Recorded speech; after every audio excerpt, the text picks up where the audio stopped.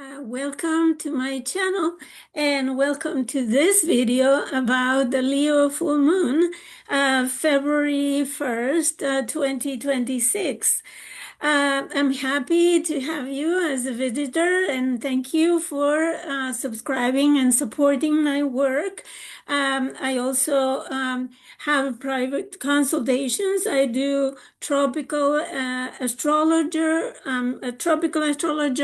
and I work with whole sign system houses, and I am open for consultation that are private and confidential through internet. And I also teach a course of fundamentals of astrology. And I look forward to your comments and your subscription. So if you like this video, give it a thumbs up and support me by subscribing to my channel.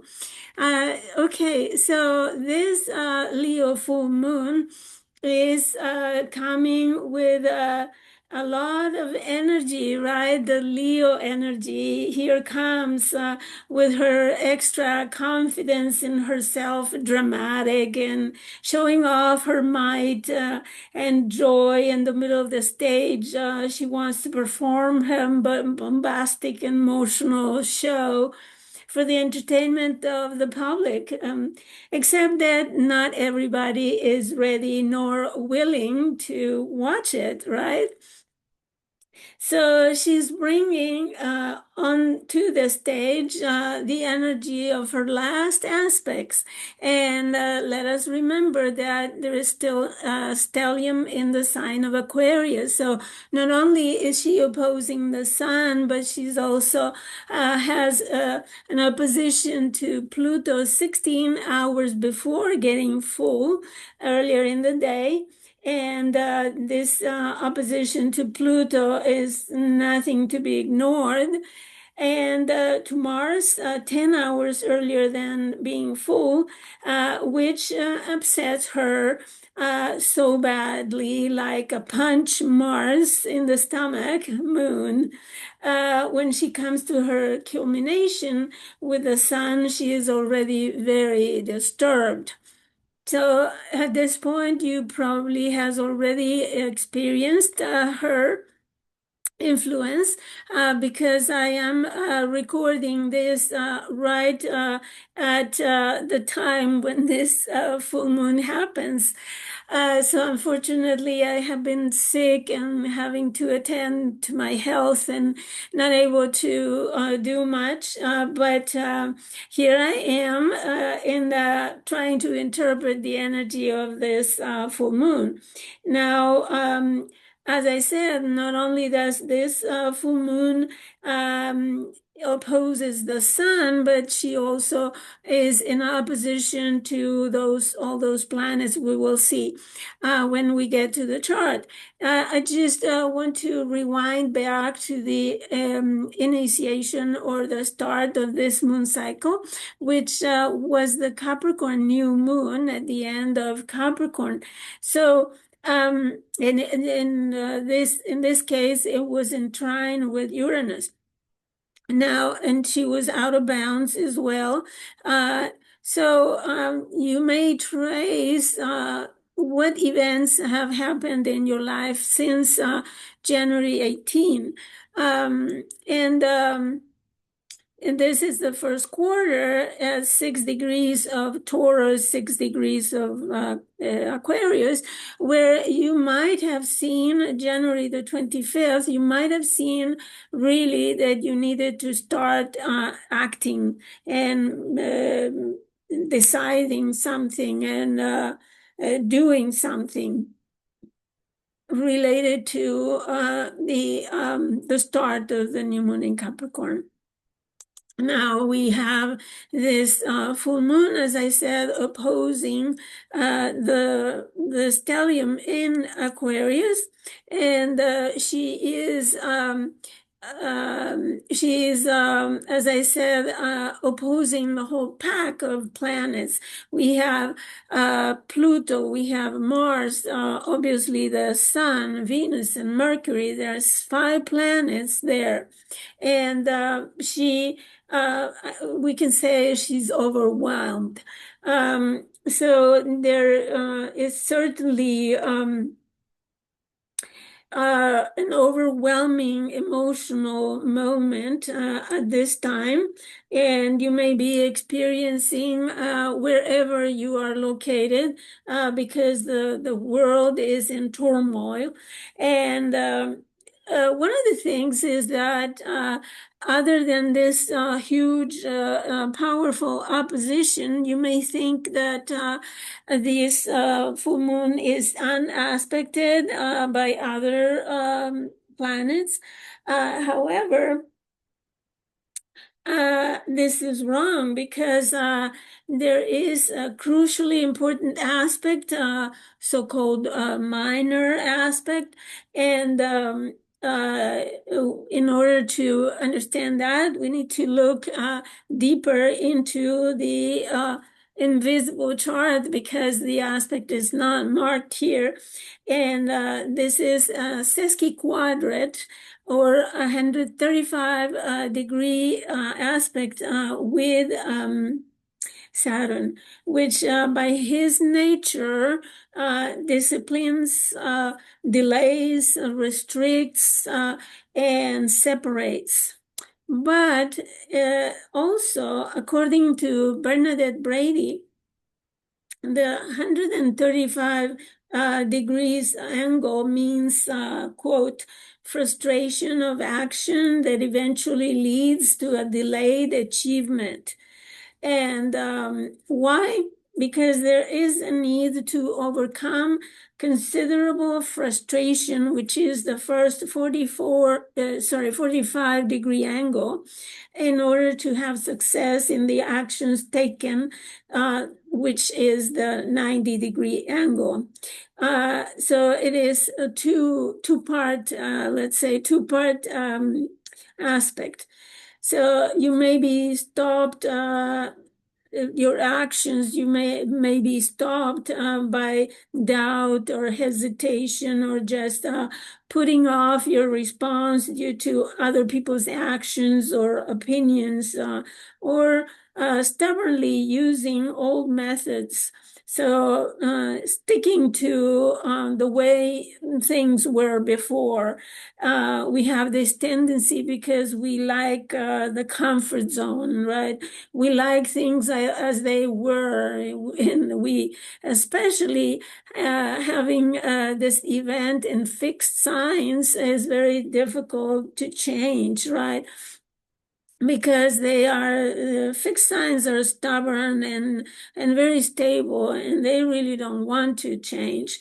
It's very hard for fixed sign people to make changes. So the delays will force people, this is quote from Bernadette Brady, quote, the delays will force people into new modes of action, but only after several attempts to proceed in the old direction, unquote. And she gives an example, a broken down car. As the car would stop, but then nearly fire again and again, forever promising to run smoothly, drawing the person into a greater and greater state of frustration. Eventually, the car would need to be repaired because it's broken down for good, and the person would have to use public transportation.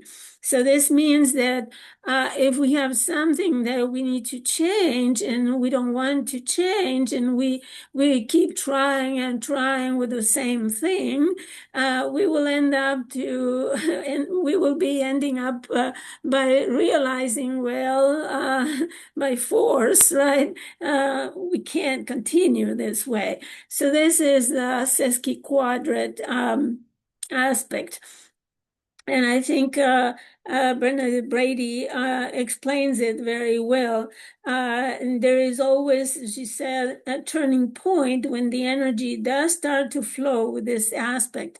The most suitable approach is to be aware that there will be holds up and delays. And instead of easing up until the aspect is clear, as with a semi-square, for example, the turning point should be hurried forward by determinedly pushing for the results desired. Um, okay, so that's to clarify about this minor, not so minor aspect, because it's really showing what this full moon is all about and how we are going to live it. But that's not the only thing. The next important aspect, there are two aspects by declination, and these are crucial as well. So the moon is at the same 19-degree declination north than Uranus. So technically, this is called parallel, and means even it's an even stronger conjunction, because by declination they are supposed to be, by latitude, very in the same degree, at the same latitude.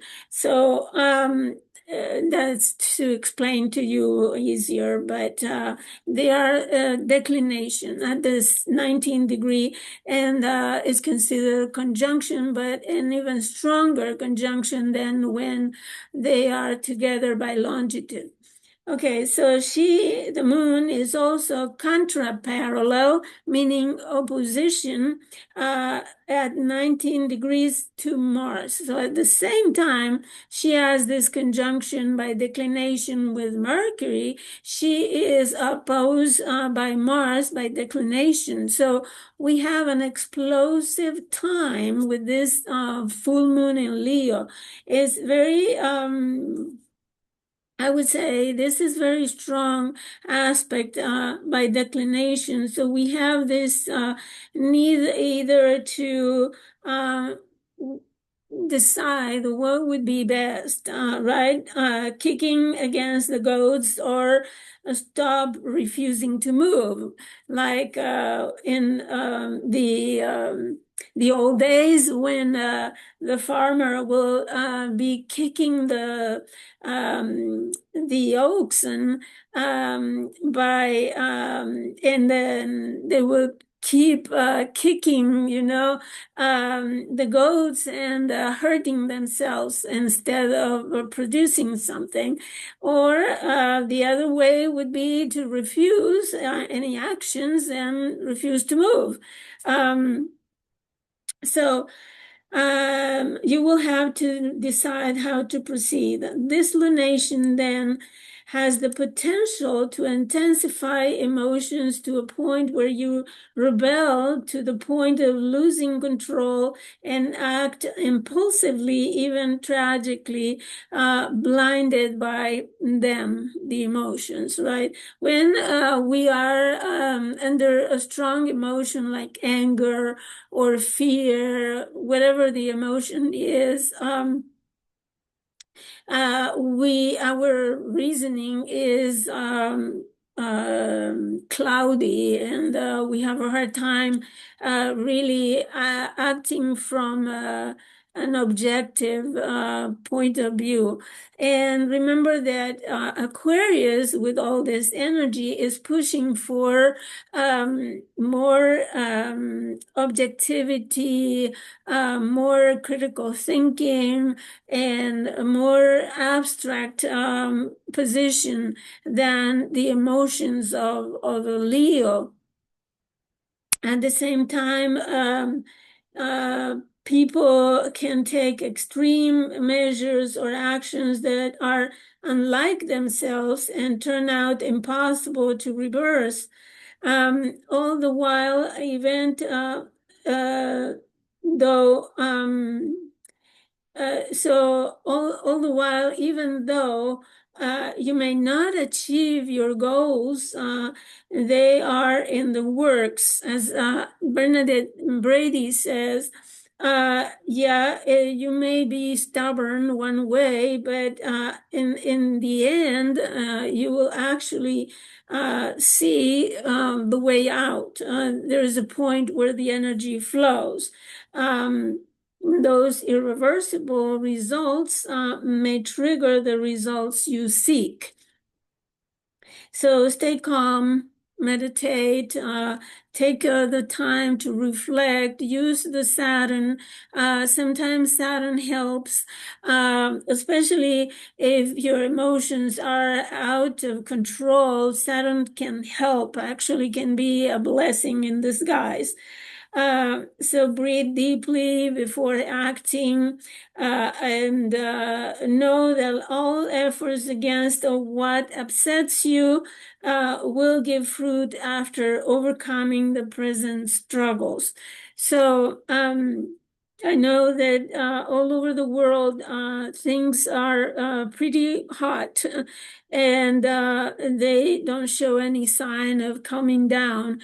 But we as people, we need to use our objectivity, and we need to think not only critical, have critical thinking, and understand situations, understand the truth, but also keep a cold mind. A cold mind is what is typical of Aquarius. Aquarius doesn't, I mean, it's not that it's a sign with no emotions, but it's more mental because it's an air sign. So it predominantly is intellectual, is using his abilities, the abilities of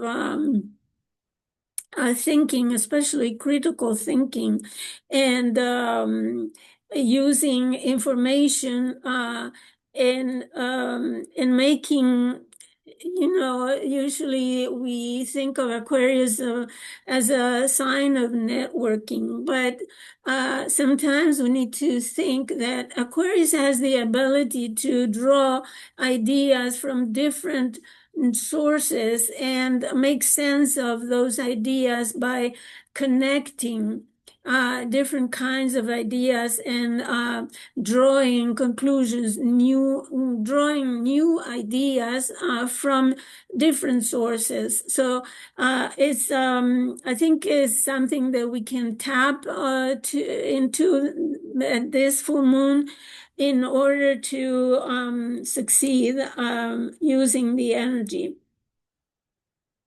Okay, so also consider the context within which your situation is playing.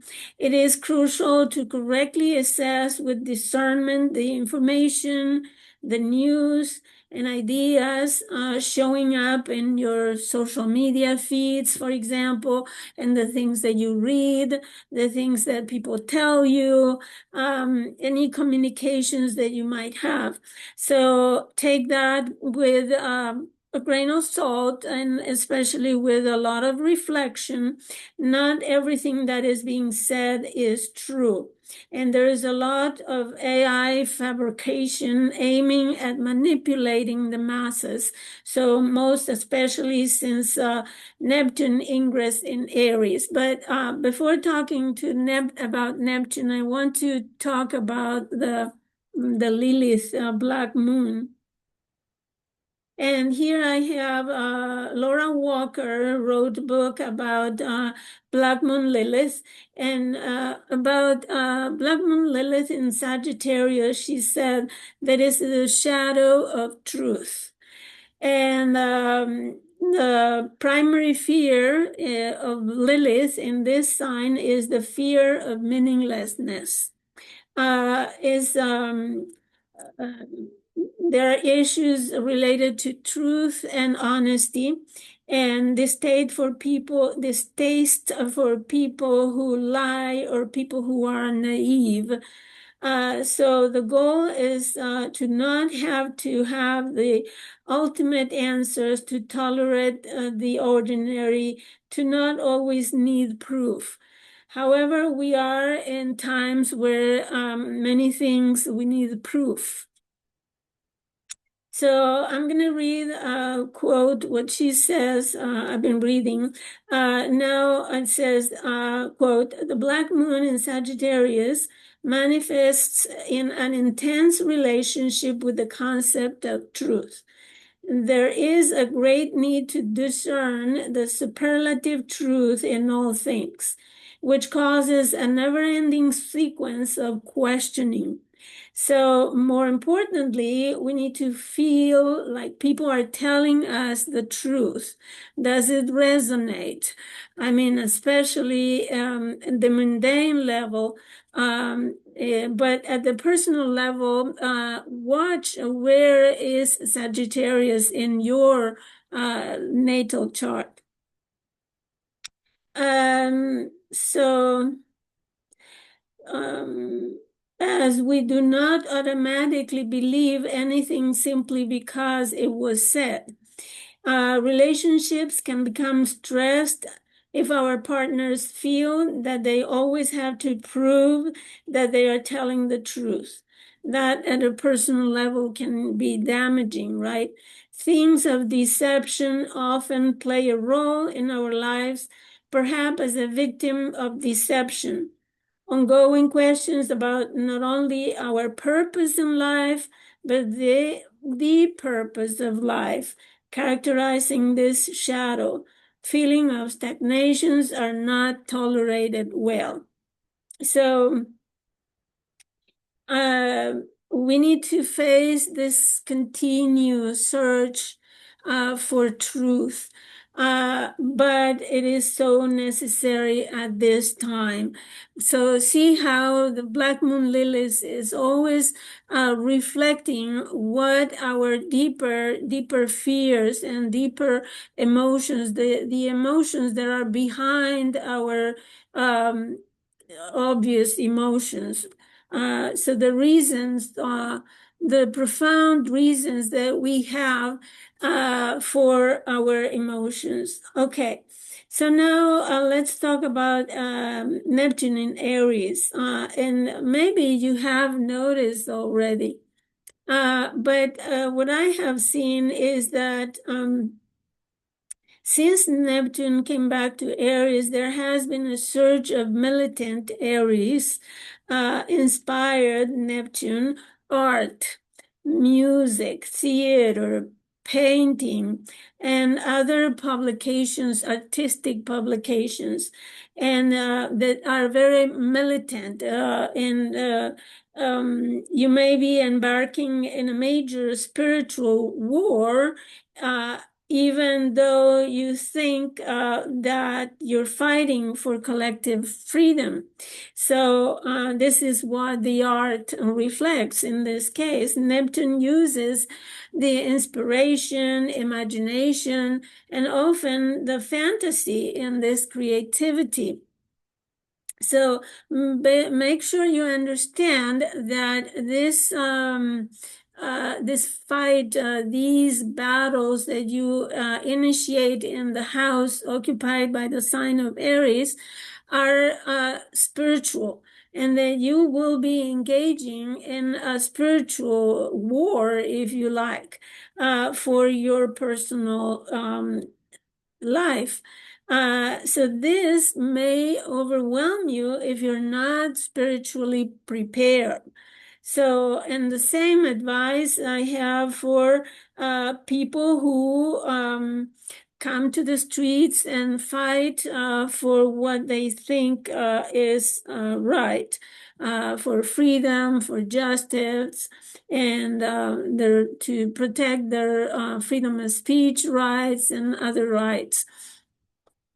So remember, one of the most important things that we need to keep in mind in the axis of Leo Aquarius is that Leo shines, right, is ruled by the sun. The sun is the center of the solar system. So Leo shines the light, but Aquarius enlightens. Aquarius awakens. Aquarius gives the insights and the understanding and the as I said, through critical thinking, through also making associations between ideas from different sources that help you make a sound conclusion. So, my advice is please make sure that you are informed through different sources, that you hear different voices of different inclinations, different ideologies, and you listen to every opinion. If you like to have a sound um, a sound conclusion, a sound insight. Make sure that you hear different voices, and then you do your own reasoning and use your own logic in order to draw a sound conclusion. So do not believe what you are told in your regular TV channel, your regular YouTube channel. Make sure that you hear from many sources, as many as you possibly can, before you draw a conclusion, and especially before you take action on your ideas. So make sure that you are not ending up being manipulated by other people's. And remember that most of the things that are published on the internet nowadays are published by robots, by AI. So there is a lot of intentional mass manipulation. So those with power can make you feel, make you do, make you act in the way they want you to. So be careful. That's all I have to say about that. So the sun-moon opposition means some kind of culmination, acknowledgement, and definite realization that can overwhelm or upset you in a way that you don't feel in control anymore. So this energy may have different outlets. The collective consciousness that the sun illuminates in Aquarius can be expressed in a dramatic way by the masses, symbolized by the moon in Leo. Now, Aquarius is the cold mental sign. Try to be objective. Certainly do not let yourself be dragged by your emotions. In your personal life, this energy will probably be reflected in your significant relationships. You and your partner may be butting heads, not able to back down your respective positions. So Leo and Aquarius are solid, fixed signs. They don't give in very easily. So after all, they are fixed. They commonly err by stubbornness.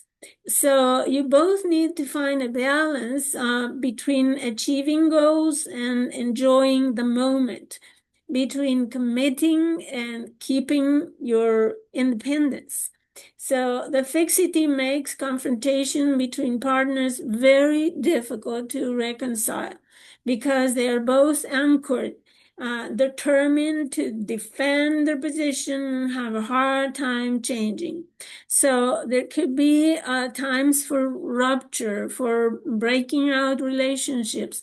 Make sure that you don't make an action to, burn your ships and do something that is irreversible, that completely ends a relationship that has been for years, with just giving into the emotional content of this energy.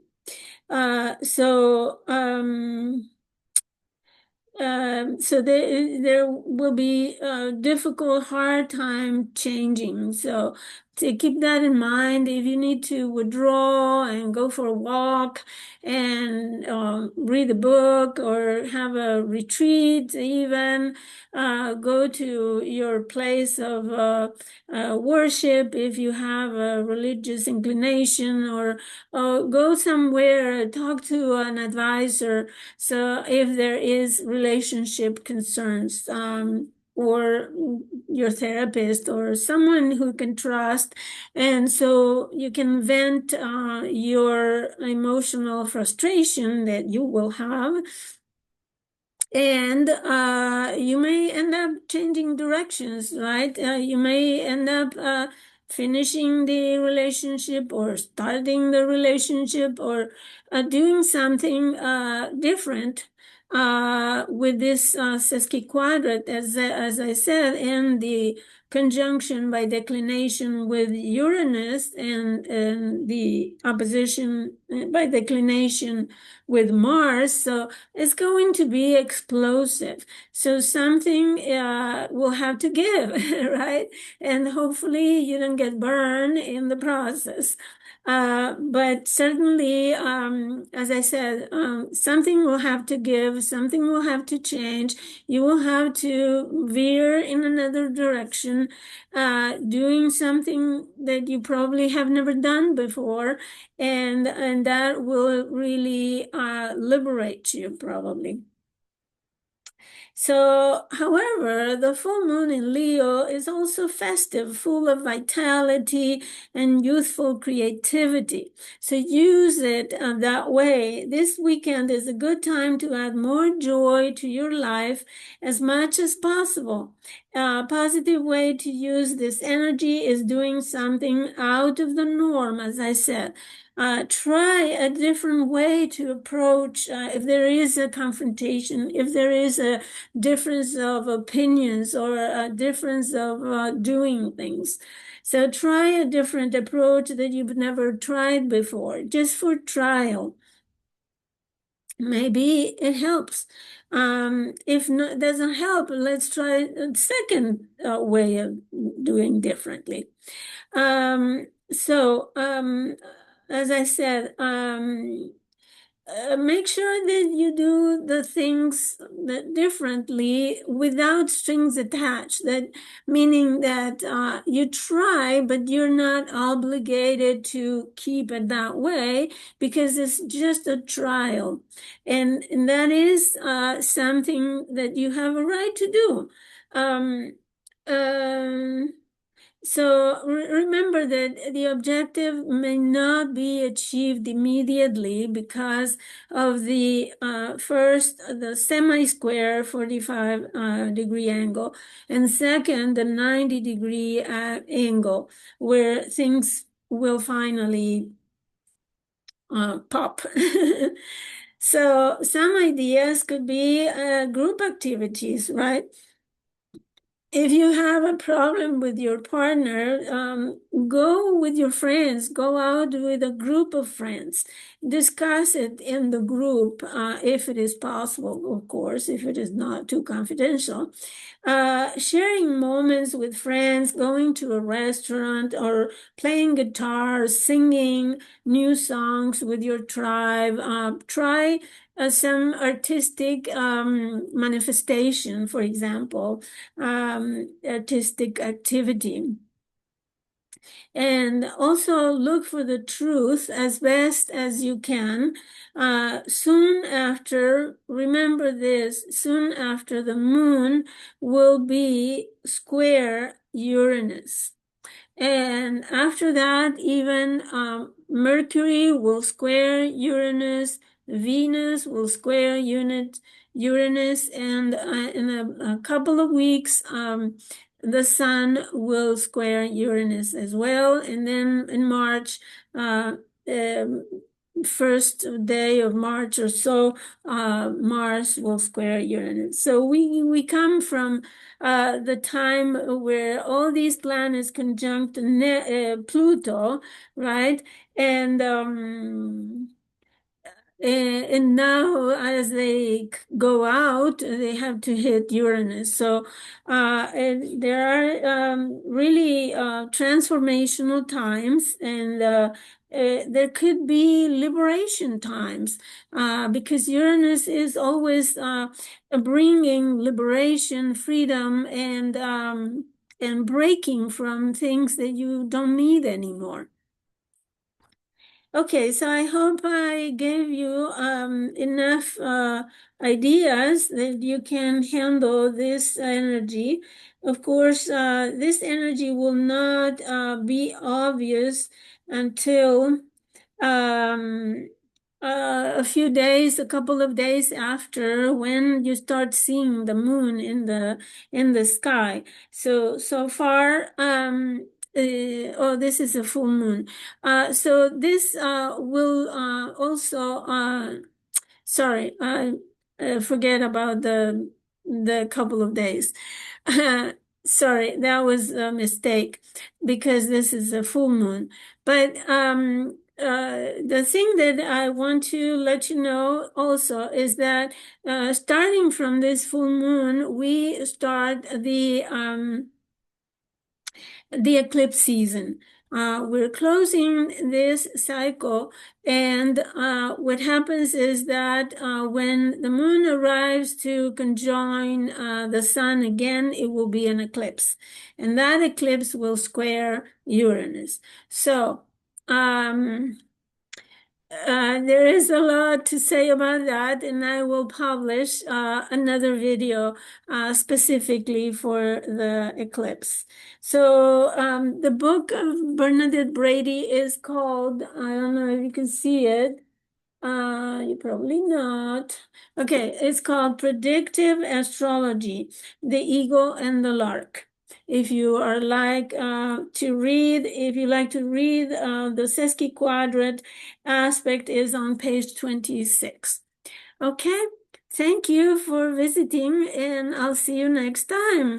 Please comment below and see if you felt if this resonated with you. Bye-bye.